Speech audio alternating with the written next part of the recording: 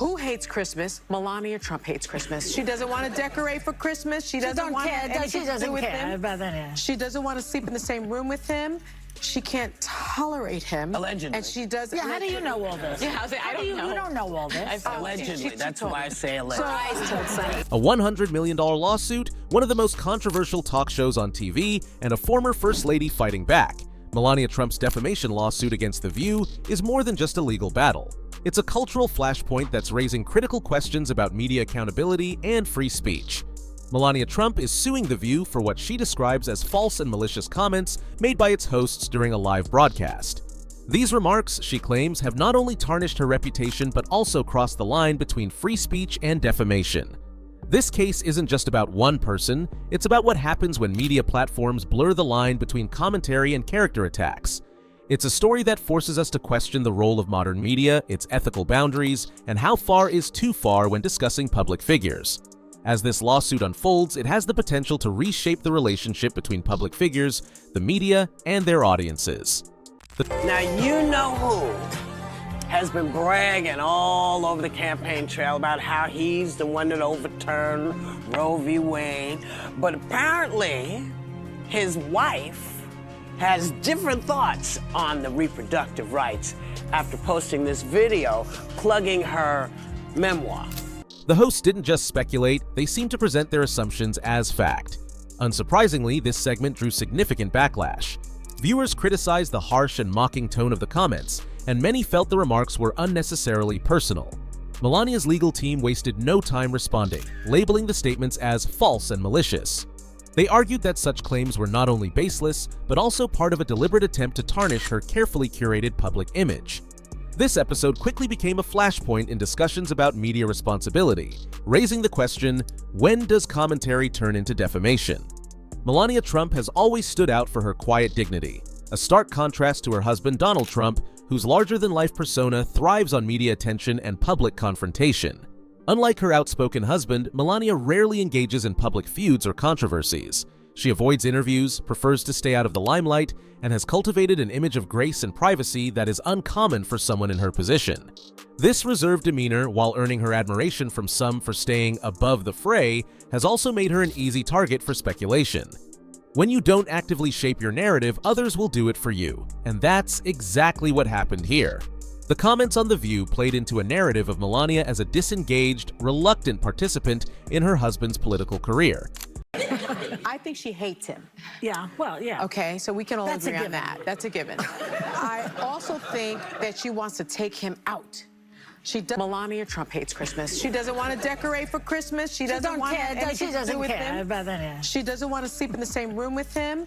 She can't tolerate him. Allegedly. The claims about her hating Christmas, refusing to share a room with her husband, and wanting out of her First Lady duties clash sharply with the poised and controlled image Melania has worked to project. For someone who values her privacy and avoids public drama, these remarks weren't just invasive, they were a direct assault on the public persona she's carefully crafted over the years. Melania's response to the controversy was swift and decisive. Her $100 million defamation lawsuit against The View is not just about rebutting false claims, it's about sending a clear message. The lawsuit alleges that the remarks made by the hosts were not only false, but also maliciously intended to harm her reputation and tarnish the image she has spent years cultivating. Defamation cases, especially for public figures, are notoriously difficult to win. To succeed, Melania's legal team must prove that the statements were false, caused tangible harm to her reputation, and were made with actual malice, meaning the hosts knew the statements were false or acted with reckless disregard for the truth. This high bar makes defamation lawsuits a rarity for public figures, but the stakes in this case are equally high. If Melania wins, it could set a significant precedent for holding media platforms accountable for inflammatory and unsubstantiated comments. Individual freedom is a fundamental principle that I safeguard. Without a doubt, there is no room for compromise when it comes to this essential right that all women possess from birth: individual freedom.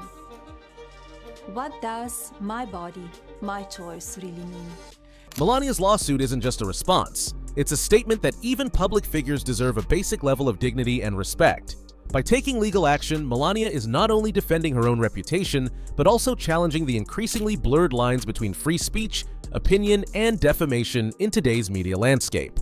The View has built its reputation on being a talk show where no topic is off limits. Known for its outspoken hosts and heated debates, it thrives on controversy.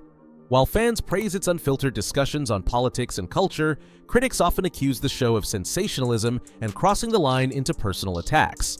This isn't the first time The View has faced backlash for inflammatory comments.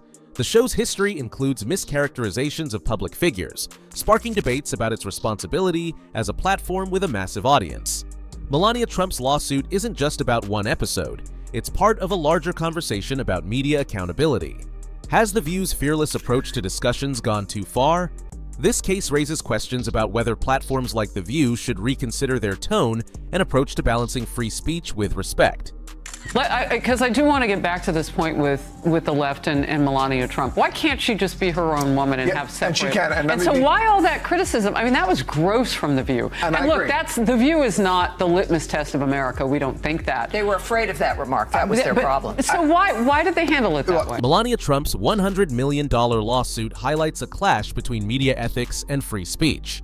Platforms like The View wield immense power in shaping public opinion, making their responsibility to ensure fairness and accuracy more critical than ever. At the heart of this case is the tension between expressing controversial opinions and crossing into defamation. Critics argue that ridicule and unverified claims shouldn't be excused as mere opinion, especially in a media landscape where viral moments can irreparably harm reputations. Supporters of Melania's lawsuit see it as a call for accountability, urging platforms to avoid reckless commentary. Critics warn it could stifle free speech, making media outlets hesitant to engage in bold discussions. While Melania was pregnant, that's not going to come in front of the jury, though. The judge has ruled that won't come up. We're on television now. After Melania gave birth to the baby, he found Stormy to strip around with, right? Yeah. It's like people should look at him and say, you know, what kind of an insecure jerk are you? For someone who values privacy and projects quiet dignity, these comments are a direct attack on everything she stands for. For The View, the stakes are equally high. A £100 judgment could force the network to implement stricter editorial guidelines, fundamentally changing the tone of a show that thrives on controversy. Such a shift could have a ripple effect across other media platforms. On a broader scale, if Melania wins, it could set a precedent for holding talk shows and media outlets accountable for unverified claims. If she loses, it may embolden critics and reinforce the belief that public figures are fair game for harsh, often speculative commentary. The claim that Melania hates Christmas may seem trivial, but it represents a deeper issue. Christmas is a cultural cornerstone, and suggesting someone dislikes it questions their values and connection to traditions. This comment feeds into a larger narrative portraying Melania as cold or disengaged, but it raises an important question.